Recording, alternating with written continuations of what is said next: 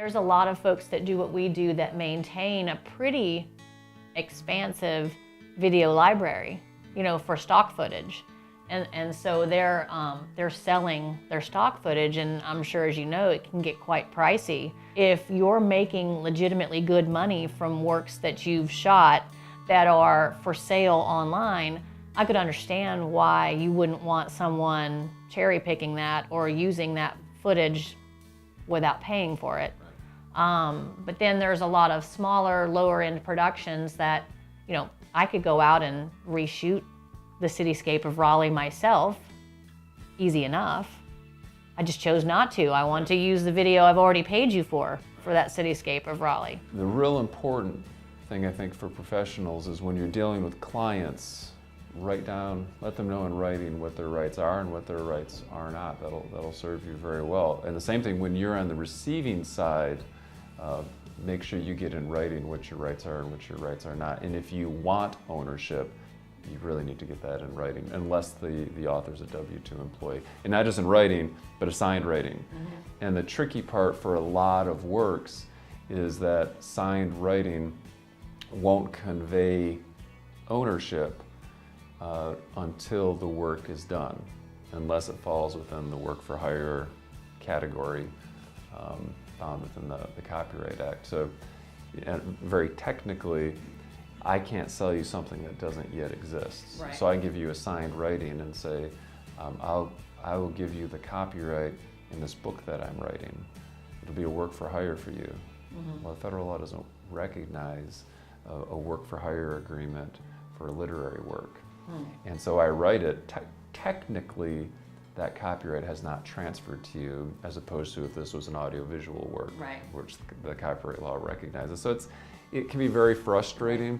So at the end of the day, if I'm doing a literary work for hire, at the end of that day, I need to do a literal copyright assignment, formally conveying the title to you. Is there a difference legally in terms of who owns the copyright to raw footage versus finished work? Yes, and copyright can be very layered. So right now, we have presently sitting here right now, we have at least 2 or 3 different forms of expression occurring. Mm-hmm. There is what I'm saying, what you're saying, and then the recording of this.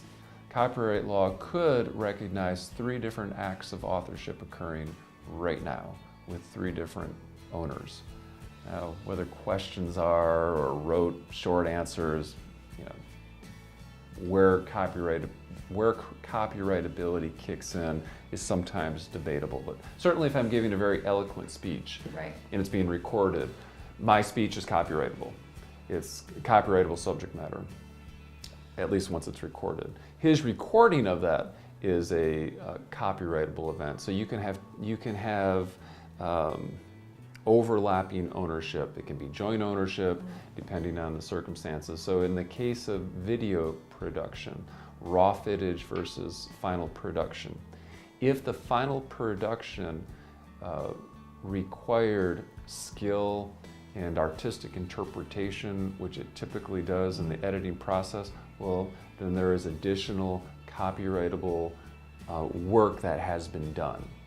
So if I shoot the raw footage, let's say I shoot 100 hours of raw footage, and I unquestionably own the copyright in that, and I give it to you, and you distill it down to a really good 5-minute video. It's ooh wow.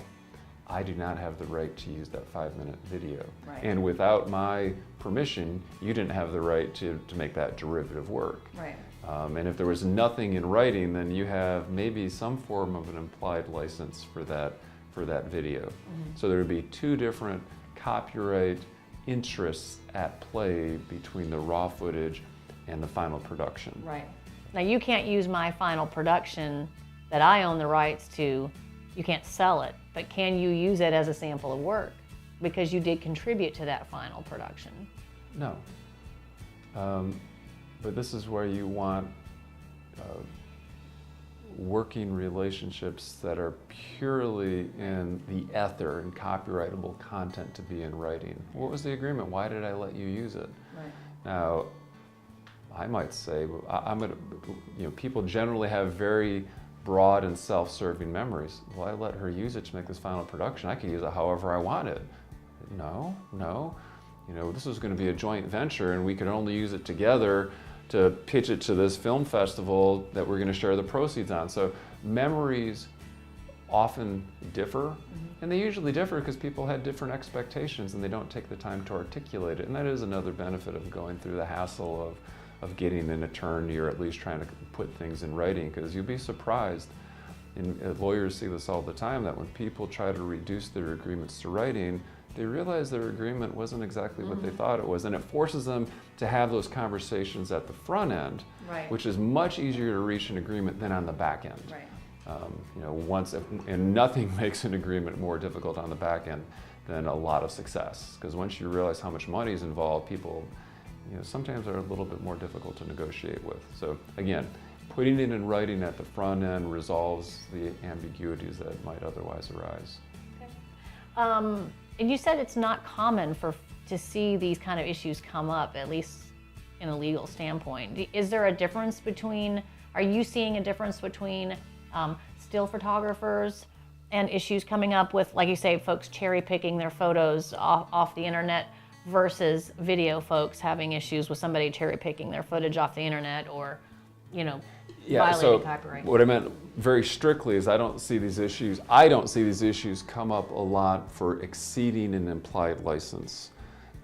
This does happen. We just finished a lawsuit involving a advertising agency and a prominent Eastern North Carolina business. They parted ways after several years. New agency came in and started repurposing the content. Ended up in a federal lawsuit where the rights holder sued the better part of a dozen parties that were repurposing this content in merchandising, advertising, web productions that they had originally conveyed to their client on, it might have been a written license, but there was no ownership conveyed.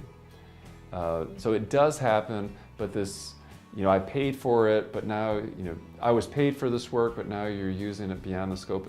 That doesn't come up that often. The works made for hire and who owns it does come up quite a bit.